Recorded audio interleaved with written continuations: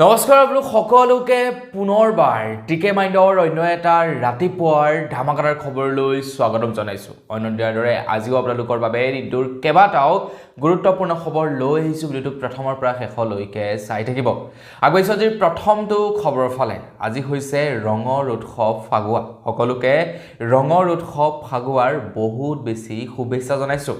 আৰু আজি খবৰ ওলাই পৰিছে যে আজি বোলে দিনৰ 3 বজাৰ পৰা আৰম্ভ হ'ব চন্দ্ৰগ্ৰহণ। খবৰ লোৱা অনুসৰি 3 মাৰ্চ অৰ্থাৎ ফাগুৱাৰ দিনাখনেই দিনৰ 3:20 চন্দ্ৰগ্ৰহণ আৰম্ভ হ'ব বুলি খবৰ ওলাইছে। আৰু আমাৰ অসমত এই চন্দ্ৰগ্ৰহণ আজি স্পষ্টভাৱে দেখিবলৈ পাব। আজি হৈছে ফাগুৱা ৰঙৰ উৎসৱ ফাগুৱাৰ দিনাখনেই খবৰ ওলোৱা অনুসৰি চন্দ্ৰগ্ৰহণ হ'ব 3:20 পৰা। আৰু এই চন্দ্ৰগ্ৰহণ আমি স্পষ্টকৈ দেখিবলৈ পাম বুলি খবৰ ওলাই পৰিছে। মানে আমাৰ অসমৰ মানুহবিলাকে স্পষ্টকৈ চন্দ্ৰগ্ৰহণ দেখিবলৈ পাব। আগবাঢ়িছোঁ ইয়াৰ পাছৰ খবৰ ফালে। এইখিনিতে খবৰ ওলাই পৰিছে কংগ্ৰেছৰ আৰু 3জন নিলম্বিত বিধায়ক এতিয়া বিজেপিত যোগদান কৰিব বুলি খবৰ ওলাই পৰিছে। 5 মাৰ্চ তাৰিখৰ দিনাখন বিজেপিত যোগদান কৰিব নিলম্বিত 3 বিধায়কে কংগ্ৰেছৰ পৰা নিলম্বিত হোৱা 3 বিধায়কে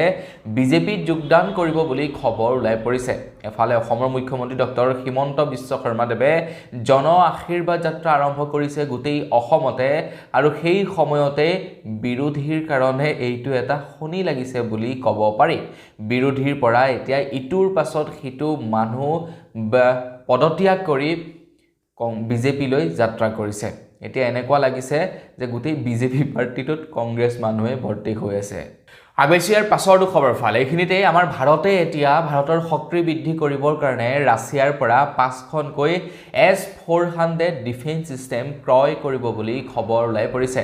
যিহেতু প্ৰায় তৃতীয় বিশ্বযুদ্ধৰ আৰম্ভণি হৈছে বুলি ক'ব পাৰি। তৃতীয় বিশ্বযুদ্ধৰ আৰম্ভণিৰ পাতনি মেলিছে। বহুলোকে কৈছে এয়া তৃতীয় বিশ্বযুদ্ধৰ আৰম্ভণি। আৰু তেনে সময়তে আমাৰ ভাৰতে নিজৰ শক্তি বৃদ্ধি কৰিবৰ কাৰণে ৰাছিয়াৰ পৰা এতিয়া 5খনকৈ নতুন S-400 ডিফেন্স ছিষ্টেম ক্ৰয় কৰিব বুলি খবৰ ওলাই পৰিছে। বহু কোটি টকা খৰচা কৰি এতিয়া ভাৰতে ৰাছিয়াৰ পৰা নিজৰ শক্তি বৃদ্ধি কৰিবৰ কাৰণে ডিফেন্স ছিষ্টেম 5টাকৈ ডিফেন্স ছিষ্টেম ক্ৰয় কৰিব। আগবাঢ়িছোঁ ইয়াৰ পাছৰ খবৰ ফালে। এইখিনিতে খবৰ ওলাই পৰিছে যে আমেৰিকাৰ শক্তি ভাণ্ডাৰত বোলে এতিয়া ইৰাণে আক্ৰমণ কৰে। আমেৰিকাৰ শক্তি ভাণ্ডাৰ ইৰাণে ভাঙি লণ্ডভণ্ড কৰে বুলি খবৰ ওলাই পৰিছে। য'ত নেকি বহুকেইজন সৈনিকৰ আঘাতপ্ৰাপ্ত হয় বুলিও খবৰ ওলাই পৰিছে। ইৰাণে বৰ বেয়াকৈ এতিয়া আমেৰিকাৰ ওপৰত আক্ৰমণ কৰিবলৈ লৈছে। আমেৰিকাৰ মেইন শক্তি ভাণ্ডাৰতে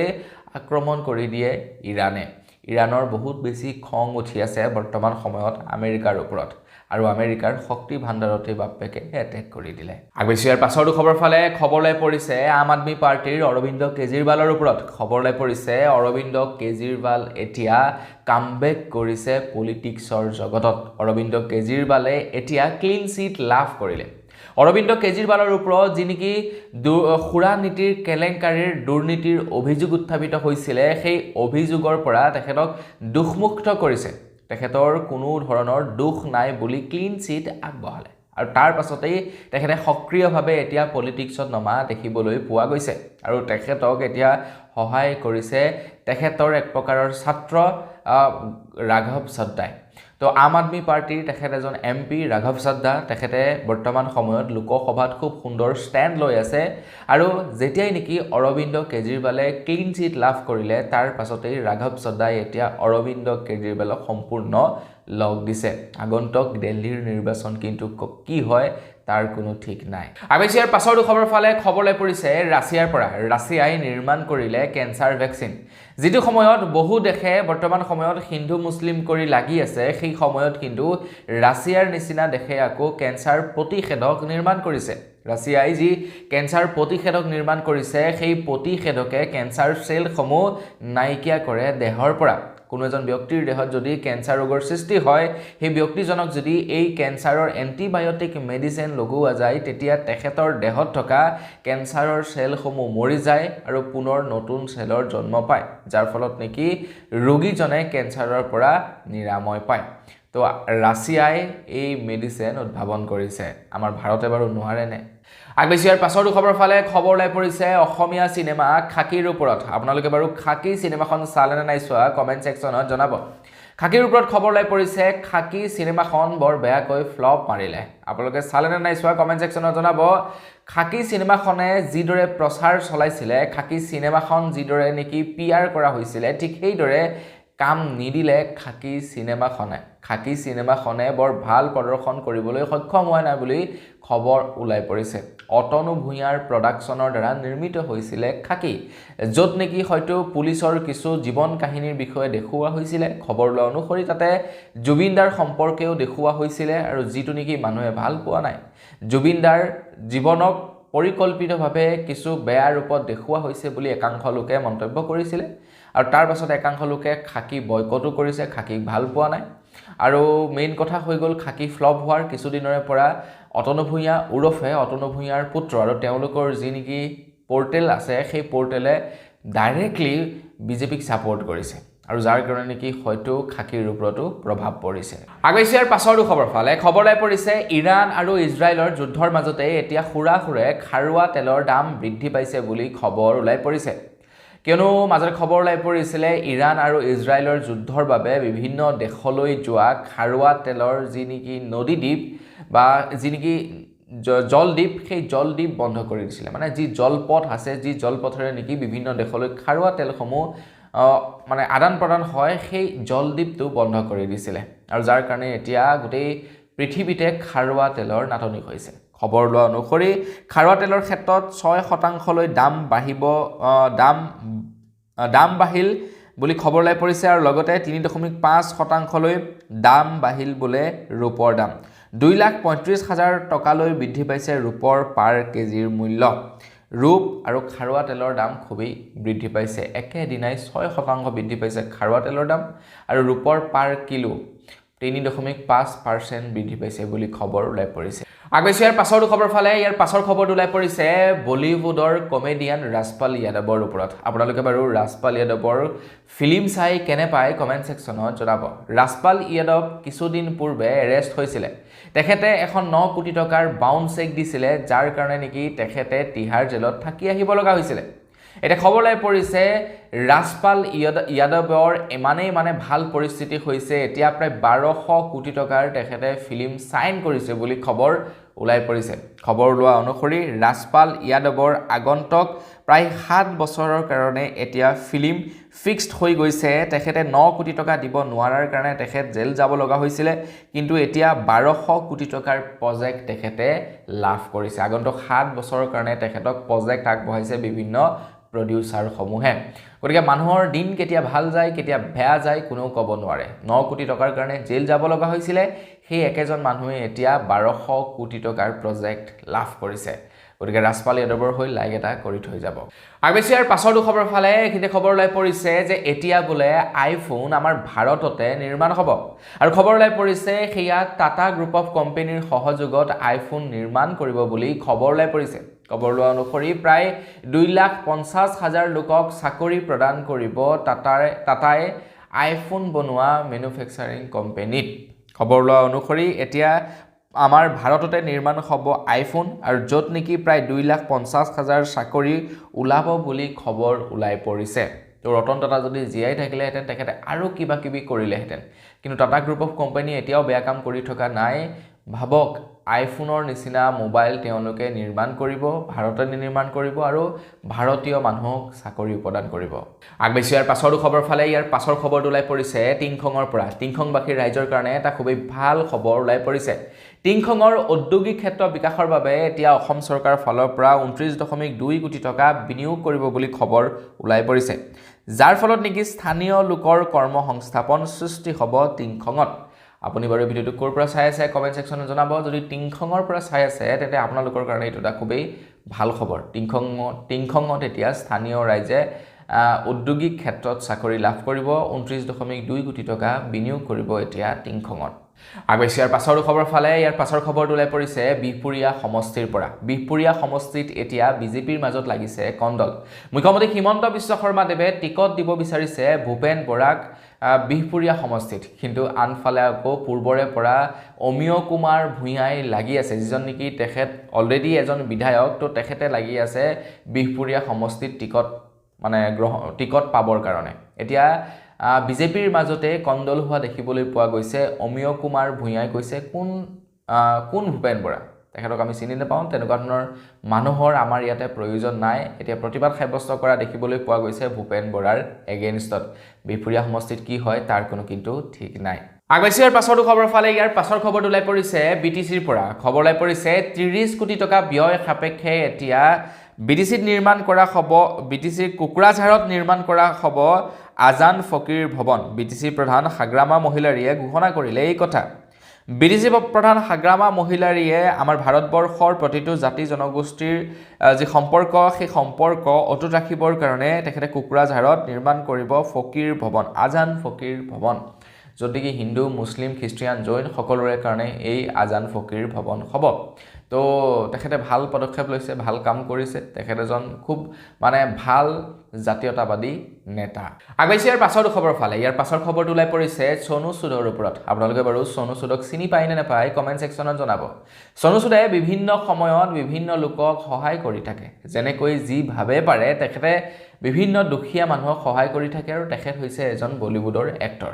এটা খবৰ ওলাই পৰিছে এহাল দম্পতীয়ে মুম্বাইৰ ৰাজপথত নিজা ঘৰ নোহোৱাৰ বাবে তেওঁলোকে ৰাস্তাৰ কাষতেই জীৱন অতিবাহিত কৰিছিল এতিয়া সোনু সুদে সেই কথা গম পায় খবৰ লোৱা অনুসৰি সেই দম্পতীহালক মুম্বাই নিচিনা জেগাত মাটি ক্ৰয় কৰি তাতে ঘৰ নিৰ্মাণ কৰি দিছে বুলি খবৰ ওলাই পৰিছে খবৰ লোৱা অনুসৰি নিজৰ ঘৰ নোহোৱাকৈ মুম্বাইৰ ৰাজপথত বাস কৰা এহাল দম্পতীৰ কষ্ট দেখি সোনু সুদে মুম্বাইৰ এখন গ্ৰাম্য অঞ্চলত 3 চেণ্ট মাটি 15 লাখ টকাৰ এটা ঘৰ নিৰ্মাণ কৰি দিয়ে সম্প্ৰতি সোনু সুদে বহু দৰিদ্ৰ লোকৰ বাবে বাসগৃহ নিৰ্মাণ কৰি দিছে যদিও এই মানৱীয় কামৰ বাবে তেওঁক কোনেও এতিয়ালৈকে কোনো ধৰণৰ সন্মান কৰা নাই কিন্তু তাৰ পাছত তেখেতে সন্মান বিচৰা নাই তেখেতে কাম কৰি গৈ আছে যিমান পাৰে সকলোকে তেখেতে সহায় কৰিছে আগবাইছোঁ ইয়াৰ পাছৰ খবৰ ফালে ইয়াৰ পাছৰ খবৰটো ওলাই পৰিছে লখিমপুৰৰ ৰঙানদী সমষ্টিৰ পৰা এইবাৰ লখিমপুৰ ৰঙানদী সমষ্টিত কোনে টিকট পাব তাক লৈ অকণমান বেমেজালিৰ সৃষ্টি হৈ আছিলে জয়ন্ত খাউন নে বিজেপিৰ অন্য প্ৰাৰ্থী নে ঋষিৰাজ হাজৰিকা নে ভূপেন বৰা ইয়াক লৈ ৰঙানদী সমষ্টিত অকণমান খেলিমেলি হৈ আছিলে কিন্তু যোৱাকালি জন আশীৰ্বাদ যাত্ৰা কৰিবলৈ আহিছিলে ৰঙানদী সমষ্টিলৈ অসমৰ মুখ্যমন্ত্ৰী ডক্টৰ হিমন্ত বিশ্ব শৰ্মাদেৱ আৰু তাতে তেখেতে ডাইৰেক্টলি গ্ৰীণ সিগনেল দি থৈ গৈছে ঋষিৰাজ হাজৰিকা তেখেত এজন নৱপ্ৰজন্মৰ যুৱক যিজনে নেকি পলিটিক্সত ভৰি দিছে 9 বছৰে কণ্টিনিউ তেখেতে ৰাইজৰ সেৱা কৰি আহিছে আৰু এইবাৰ তেখেতে বিজেপিৰ টিকট লাভ কৰাটো প্ৰায় খাটাং হৈ পৰিছে তেখেতে প্ৰায় গ্ৰীণ সিগনেল লাভ কৰিছে তেখেতে টিকট পোৱাটো প্ৰায় 100% চিয়ৰ গতিকে দেখা যাওক এইবাৰ ৰঙানদী সমষ্টিৰ নিৰ্বাচন কি হয় ৰঙানদী সমষ্টিত হয়তো এইবাৰ বন্ধুত্বমূলক প্ৰতিবাদো হ'ব পাৰে এজেপিৰ সৈতে দেখা যাওক কি হয় কি নহয় অনাগত সময়ত আমি গম পাম আগবাইছোঁ ইয়াৰ পাছৰটো খবৰ ফালে যোৱাকালি অসমৰ মুখ্যমন্ত্ৰী ডক্টৰ হিমন্ত বিশ্ব শৰ্মাদেৱে জন আশীৰ্বাদ যাত্ৰাত এজন ছাত্ৰক তেখেতে পৰিধান কৰি থকা ঘড়ীটো দি দিয়ে এতিয়া সেই ঘড়ীটোৰ মূল্য বাৰু কিমান আপোনালোকে জানেনে ইণ্টাৰনেটৰ পৰা ৰিপৰ্ট ওলোৱা অনুসৰি মুখ্যমন্ত্ৰী হিমন্ত বিশ্ব শৰ্মাদেৱে যিটো ঘড়ী পৰিধান কৰি আছিলে সেই ঘড়ীটোৰ মূল্য হৈছে প্ৰায় 1,77,300 টকাৰ পৰা আৰম্ভ কৰি 1,97,300 টকাৰ ভিতৰত অলমোষ্ট 2 লাখ টকা আছিলে সেই ঘড়ীটো আৰু তেখেতে ঘড়ীটো এজন যুৱকক গিফ্ট দি দিলে এজন ছাত্ৰক তেখেতে সেই ঘড়ীটো গিফ্ট দি দিলে আৰু যোৱাকালিৰ খবৰটোৱে পুৰা চৰ্চা লাভ কৰি আছিলে প্ৰায় 2 লাখ টকাৰ এটা ঘড়ী দি দিছে মুখ্যমন্ত্ৰী হিমন্ত বিশ্ব শৰ্মাদেৱে এজন ছাত্ৰক তো ছাত্ৰজনৰ কপাল ফুলি গ'ল বিক্ৰী কৰিম বুলি ক'লে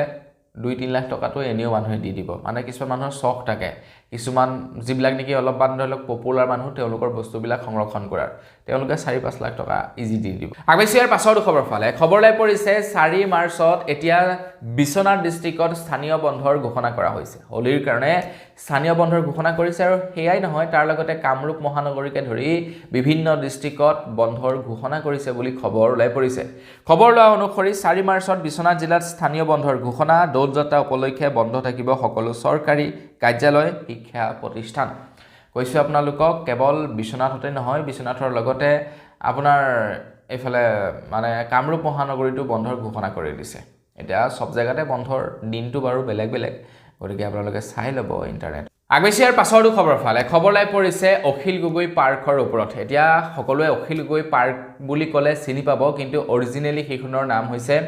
কাজিৰঙা জাতীয় উদ্যান মানে যিখনক আৰ্কিড পাৰ্ক বুলিও কোৱা হয় ঠিক আছে এটা খবৰ লাই পৰিছে অখিল গগৈয়ে দুখ প্ৰকাশ কৰিছে অখিল গগৈ ডাঙৰীয়াই দুখ প্ৰকাশ কৰি কৈছে যে তেখেতৰ নেকি যিখন জাতীয় আৰ্কিড উদ্যান আছে সেই জাতীয় আৰ্কিড উদ্যানৰ আৰ্হি আৰু নামতে এতিয়া অসম চৰকাৰে কাজিৰঙাত এখন আৰ্কিড উদ্যান স্থাপন কৰিব বুলি জনাইছে আজি সেই আৰ্কিড উদ্যানখন উদ্বোধন কৰা হৈছে অখিল গগৈ ডাঙৰীয়াদেৱে দুখ প্ৰকাশ কৰিছে যে অসম চৰকাৰে মানে যিখন নেকি অখিল গগৈ আৰ্কিড উদ্যান সেই আৰ্কিড উদ্যানখনৰ ওপৰত মানে প্ৰতিশোধমূলক লবৰ কাৰণে মনোভাৱেৰে নতুনকৈ আৰ্কিড উদ্যানখন স্থাপন কৰাৰ কথা উল্লেখ কৰিছে অৱশ্যে সেই আৰ্কিড জাতীয় আৰ্কিড উদ্যানখন অখিল গগৈৰ নহয় এক সমবায় সমিতি আছে আৰু সেই সমবায় সমিতিয়ে চলায় পইচা যি লাভালাভ হয় সেয়া সমবায় সমিতি লৈ যায় অখিল গগৈয়ে কেৱল মানে ব্যৱস্থাটোহে দেখাই দিছিলে কেনেকৈ কি কৰিব পাৰি এটা কথাটো হৈ গ'ল কি যে অসম চৰকাৰে চৰকাৰীগতভাৱে খুলিব এখন আৰ্কিড উদ্যান ইয়াৰ ফলত কিন্তু অখিল গগৈৰ জাতীয় আৰ্কিড উদ্যানত অকণমান ইফেক্ট পৰিব আগবাইছো ইয়াৰ পাছৰটো খবৰ ফালে খবৰ লাই পৰিছে জুবিনদাৰ হত্যাকাৰী শামকানু মহন্তৰ ওপৰত খবৰ লাই পৰিছে শামকানু মহন্তৰ বেংকৰ একাউণ্ট এতিয়া আনফ্ৰিজ কৰিবৰ কাৰণে ন্যায়ালয়ে নিৰ্দেশনা প্ৰদান কৰিছে শামকানু মহন্তৰ বেংকৰ একাউণ্ট ফ্ৰিজ কৰা হৈছিলে কিন্তু SIT আৰু CIDৰ কিছু ভুলৰ বাবে এতিয়া শামকানু মহন্তৰ বেংকৰ একাউণ্টটো আনফ্ৰিজ কৰিবৰ কাৰণে উচ্চতম ন্যায়ালয়ে নিৰ্দেশনা প্ৰদান কৰিছে উচ্চতম ন্যায়ালয়ে কৈছে যে আইনৰ যি নীতি নিয়ম থাকে সেয়া পালন কৰা নাছিলে SIT বা CID যাৰ সুৰুঙা লৈ এতিয়া মানে শামকানু মহন্তৰ বেংকৰ একাউণ্ট খুলি দিবৰ কাৰণে তেখেতৰ উকিলে আপিল কৰিলে আৰু সেই আপিল মৰ্মে তেখেতৰ একাউণ্ট খুলি দিবৰ কাৰণে মানে আনফ্ৰিজ কৰিবৰ কাৰণে নিৰ্দেশনা প্ৰদান কৰিছে আগবাইছো একেবাৰে শেষৰ খবৰ ফালে একেবাৰে শেষৰ খবৰটো ওলাই পৰিছে বিৰোধী মিত্ৰজোঁটৰ ওপৰত বিৰোধী মিত্ৰজোঁটৰ পৰা হয়তো মানে ৰাইজৰ দল আউট হ'ব পাৰে খবৰ ওলাই পৰিছে যে কংগ্ৰেছক প্ৰস্তাৱ দিছিলে যে 18খন সিট লাগে ৰাইজৰ দলক তাৰে ভিতৰত 14খন সিট তাৰে ভিতৰত 4খন সিট তেওঁলোকে মানে হে দিছে বোলে কংগ্ৰেছে মানে প্ৰায় 18খন সিট বিচাৰিছিলে 18খনৰ ভিতৰত কেৱল 4খন সিটহে দিছে কংগ্ৰেছে আৰু 4খন সিটত বন্ধুত্বমূলক মানে প্ৰতিদ্বন্দ্বিতা কৰিব বুলি ৰাইজৰ দলৰ সন্মুখত প্ৰস্তাৱ ৰাখিছে 5খন নিবিচৰা আসন দিছে ৰাইজৰ দলক মানে ৰাইজৰ দলে 18খন আসন বিচাৰিছিলে তাৰে 4খন আসন বিচৰা মতেই দি দিলে বাকি 5খন এনেকুৱা আসন মানে দিছে ৰাইজৰ দলক যিকেইখন আসনত নেকি ৰাইজৰ দলে খেলিম বুলি কেতিয়াও ভবা নাই সেইকেইখন আসন দি দিছে ৰাইজৰ দলক যে তোমালোকে এইখনত খেলা আৰু তাৰ লগতে নানান ধৰণৰ টাৰ্ম এণ্ড কণ্ডিশ্যন বান্ধি দিছে যিবিলাক নেকি ৰাইজৰ দলে একচেপ্ট কৰা নাই যাৰ কাৰণে হয়তো এতিয়া বিৰোধী মিত্ৰজোঁটৰ পৰা ৰাইজৰ দল আউট হ'বগে পাৰে আৰু যি কি নহওক আপোনালোকে কমেণ্ট ছেকশ্যনত জনাবচোন বিৰোধী মিত্ৰজোঁটৰ কি হ'বগে তো বিৰোধী মিত্ৰজোঁটৰ পৰা যদি ৰাইজৰ দল আঁতৰি যায় তেনেহ'লে নিজাববীয়াকৈ জিকিব পাৰিবনে কমেণ্ট ছেকশ্যনত জনাই থৈ যাব তো বন্ধুসকল বছ আজিৰ ভিডিঅ' জনাবলৈ খবৰ ইমানকেইটাই আছিলে খবৰকেইটা জানি কেনে পালে কমেণ্ট ছেকশ্যনত জনাব যদি ভাল লাগিলে লাইক এটা কৰি দিব চেনেলটো ছাবস্ক্ৰাইব কৰা নাই ছাবস্ক্ৰাইবটো কৰি ল'ব পুনৰ লগ পোৱাৰ বিদায় মাগিছোঁ ধন্যবাদ জয়